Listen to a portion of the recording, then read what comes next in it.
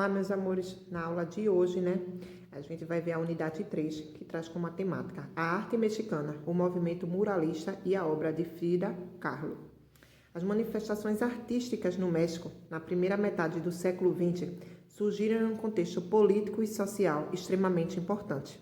Desde as décadas finais do século XIX até a primeira década do século XX, o país viveu uma ditadura que difundou os latifúndios, levando os camponeses à extrema pobreza e negou as origens culturais do povo mexicano, impondo padrões europeus e americanos.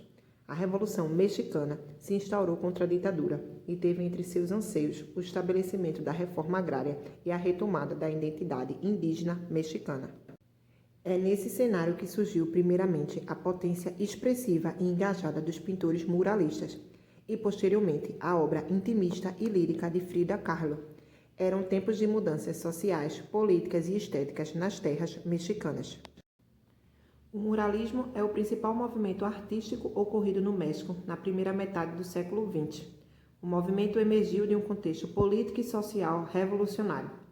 Durante o período de 1910 e 1920, conhecido como Revolução Mexicana, depois de cerca de 30 anos de ditadura, marcados pela exploração do povo, desapropriação de terra, formação de latifúndios, ausência da liberdade de expressão e da democracia, negação das tradições e da cultura ancestral indígena, camponeses, intelectuais e artistas se uniram por meio da liderança revolucionária dos camponeses Emiliano Zapata e Francisco Pancho Villas. A Revolução Mexicana propunha a realização da reforma agrária, a implementação de um regime democrático, a retomada das culturas ancestrais e a valorização da identidade indígena mexicana. Entre as preposições revolucionárias, destaca-se ainda a criação de um Ministério da Cultura, dirigido pelo escritor José Vasconcelos, que tinha como principais metas a renovação cultural e o combate ao analfabetismo. Nesse cenário, a criação de grandes pinturas em murais com temas que contavam a história do país, evidenciando as manifestações culturais ancestrais e exaltando o poder revolucionário do povo mexicano, recebe grande apoio e incentivo do povo e das lideranças revolucionárias. O muralismo propõe que a arte tenha alcance social, que trate de questões que se relacionem com anseios, dificuldades e tradições do povo. Com base nesse conceito, a pintura não cabia mais no cavalete. Para que as manifestações artísticas assumissem seu lugar próprio ou próximo da população, foi necessário que ocupassem os muros, paredes e espaços públicos.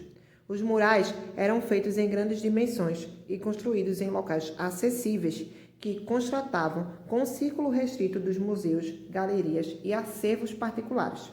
Diego Rivera, um dos principais pintores do movimento, dizia que a arte é uma arma, uma ferramenta poderosa para a libertação e construção da identidade de um povo.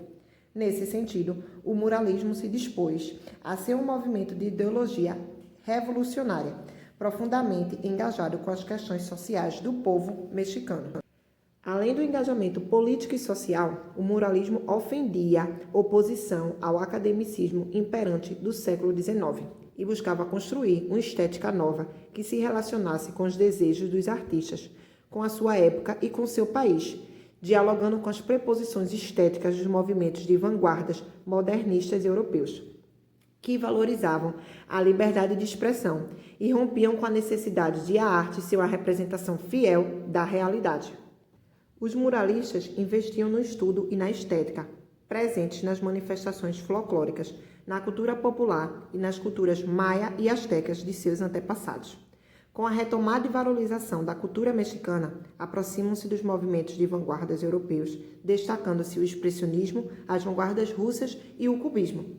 Cada muralista desenvolveu uma maneira expressiva própria de trabalhar com os temas pertinentes ao movimento e as influências estéticas. A obra do artista mexicano José Guadalupe Posada, com seu teor crítico e engajado contra a ditadura, também foi retomada com referências pelos muralistas. Diego Rivera foi um dos expoentes do movimento. Permaneceu durante um período na Europa, onde entrou em contato com o cubismo de Pablo Picasso.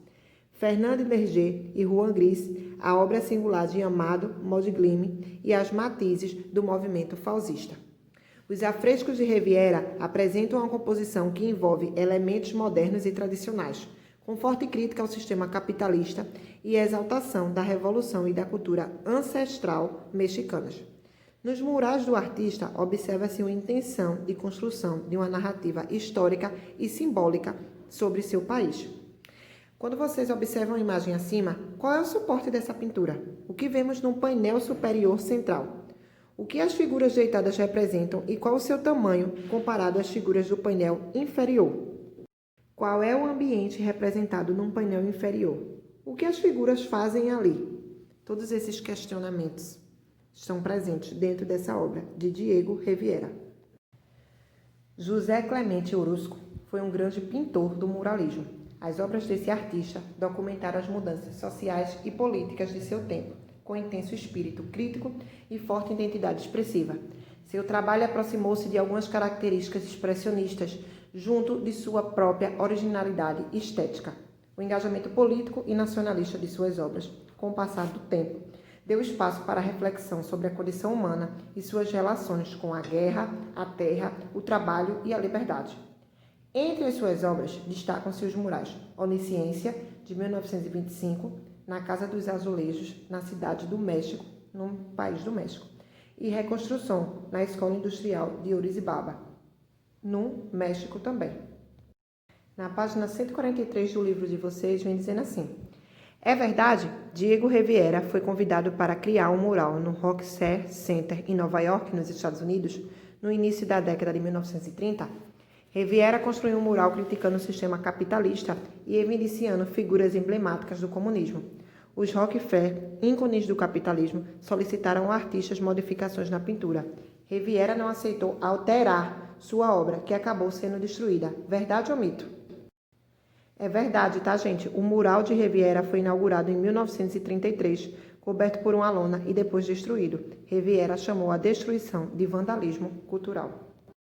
David Alfaro Siqueiros completa o trio dos principais pintores muralistas com Rivera e Orozco. Siqueiros se preocupava com a dimensão pública da arte, proclamando a supremacia dos murais, que se prestavam ao coletivo em oposição às telas, que normalmente se destinavam ao privado. A sua potência expressiva e seu engajamento político e social manifesta-se em suas obras de modo conjunto com seu interesse em explorar diferentes materiais. Conheceu os movimentos de vanguarda, pois o artista acreditava que, para que a pintura se efetivasse como um meio de mudança estética e ideológica, precisava dialogar com as questões expressivas, materiais e reflexivas de seu tempo. Entre suas obras, destacamos A Marcha da Humanidade, de 1964, no Polifrum Cultural Siqueiros, na Cidade do México, e os murais do Museu de História e Museu de Belas Artes da Cidade do México. Quando observamos a imagem de um mural de Siqueiros feito na parede da reitoria da Universidade Nacional Autônoma do México, qual o movimento das grandes figuras? O que elas seguram em suas mãos? Há figuras menores no fundo? O que elas estão fazendo? Vocês conseguem ver os detalhes? Quando Siqueiros se inspirou, ele diz que se inspirou nas palavras de José Vasconcelos em 1920, quando assumiu a reitoria da universidade. Ele disse que não iria trabalhar pela universidade, mas sim que faria a universidade trabalhar para o povo. O muralismo mexicano uniu, de forma bastante consciente, ideologias de ordem social e político a pesquisas estéticas conciliadas com seu tempo. O movimento privilegiou uma forma de manifestação artística acessível ao coletivo, representando o desejo de revolução, de mudanças sociais e políticas. O universo singular e expressivo de Frida Kahlo. Frida Kahlo nasceu em 6 de julho de 1907, em Coyoacán, na Cidade do México. A mesma casa onde nasceu e viveu a maior parte de sua vida abriga hoje o Museu Frida Kahlo, com acervos de objetos, fotografias e obras da artista. A vida de Frida começou a dar sinais dos desafios que iria enfrentar desde a infância, quando aos 6 anos contraiu poliomielite e ficou com sequelas em uma de suas pernas. Na adolescência, sofreu um acidente de ônibus que causou ferimentos graves em sua coluna e no abdômen. A obra de Frida revela a capacidade da artista em transformar as dores físicas e emocionais em pinturas que apresentam um universo poético e intimista. As dificuldades físicas, as decepções e tristezas ganham vestimentas coloridas, resgatam as memórias e fazem da dor instrumento para a criação de beleza. O autorretrato foi o gênero mais trabalhado pela artista. Suas pinturas apresentam cores vivas, vários elementos da cultura mexicana, bichos e plantas de seu país. Frida marcou sua imagem quando pintou a si mesma vestindo colares e roupas típicas da cultura mexicana e do povo indígena terruana. Em várias de suas telas, em seu corpo transparece seu sofrimento físico, por vezes atravessado por flechas, torturando por espinhos ou ainda representado pelo sangue. Frida rompeu o limite entre o ambiente público e o privado, expondo sua subjetividade e o seu vasto universo particular. A conturbada relação de Frida Kahlo com o pintor mexicano Diego Rivera foi tema de vários de seus quadros. Os abortos sofridos durante o casamento, a separação e a paixão de Frida por Diego se transformaram em obras singulares na trajetória da artista. Na tela, autorretrato com cabelos cortados, Frida constrói uma composição que tem por baixo de suas camadas de tinta o processo de separação vivido pelo casal. Suas obras, muitas vezes, misturam elementos reais com situações irreais e com figuras imaginárias de sua cultura. Seus retratos apresentam um forte teor simbólico, impactam pela força e pela poética que pulsam em suas pinceladas. A trajetória da artista não se enquadra em nenhum movimento artístico específico, porém, alguns artistas como André Breton, que conheceu e se encantou pela obra de Frida, identificou em seus trabalhos marcas que remetem ao surrealismo, movimento do qual Breton foi um dos fundadores. A figura politizada, polêmica, forte e ao mesmo tempo delicada de Frida vem sendo amplamente difundida na atualidade. Embora a artista não tenha se declarado feminista, para muitos, tornou-se um símbolo do feminismo, por representar a força de uma mulher que superou suas mazelas físicas e expor cenas do universo íntimo feminino, como o aborto e a violência contra a mulher, romper com padrões de orientação sexual e transformar seu repertório de vida em uma obra que prima pela intensidade, sensibilidade e exigência estética. A imagem de Frida se tornou uma fonte de rendimento para a indústria, que passou a servir-se do ícone da artista para criar produtos que comercializam sua imagem e, de forma subjetiva, a sua concepção sobre o mundo, a arte e a mulher evidenciarem sua obra. O rosto de Frida está estampado em canecas, camisetas, bolsas, adesivos, capas de celulares e ilustrações. Se, por um lado, a popularização de sua imagem a tornou mais conhecida para o grande público, por outro, também podemos pensar que conhecer a imagem dela não significa conhecer sua história, nem se propor a mergulhar no território privado de sua obra. O uso e a intensa veiculação de sua imagem no mundo contemporâneo, por vezes, acarretam a neutralização de que é representada em suas obras de arte, realmente significativas e merecedoras de uma ação contemplativa, de reflexão e fruição estética.